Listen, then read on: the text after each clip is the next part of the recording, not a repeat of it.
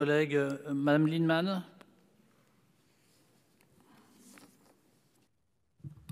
Dans ce débat sur nos trajectoires budgétaires, je crois qu'il est important de souligner la nécessité d'accroître la trajectoire de création d'emplois et d'emplois statutaires, c'est-à-dire d'emplois stables. En réalité, vous prévoyez, Madame la ministre, 5 200 emplois sous plafond supplémentaires d'ici 2030. Alors, vous avez raison, c'est bien de créer des emplois. Le seul problème, c'est qu'on est devant une situation où il y a eu tellement de recul dans les emplois de la recherche que ça ne compensera pas.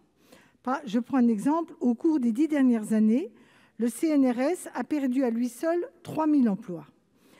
Et en 7 ans, entre 2010 et 2018, le nombre d'enseignants-chercheurs a stagné, passant de 50 000 quelques à 50 700. Les effectifs d'étudiants et à l'université ont pendant ce temps-là augmenté de 14 %.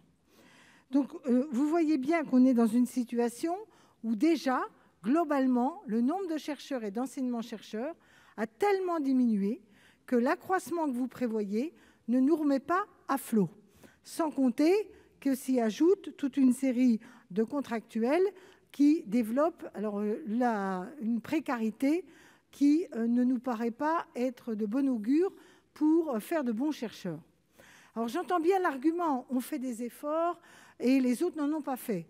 Je suis d'accord, Madame la ministre, mais la question centrale, c'est est-ce qu'on remet la France à flot en capacité de recherche ou est-ce qu'on limite la casse en continuant le déclin?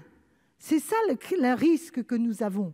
Je ne dis pas que c'est écrit d'avance, mais ce qui est clair, c'est sans un sursaut aujourd'hui sur les trajectoires d'emploi et sur les moyens budgétaires, il y a des risques de déclin pour notre nation, alors même qu'on a les moyens de ce sursaut. Parce que j'entends bien les problèmes budgétaires, mais j'observe que sur certains secteurs, il n'y a pas de problème. J'ai parlé de certains avantages fiscaux ici ou là, et que sur d'autres, ce serait irréaliste, pas raisonnable.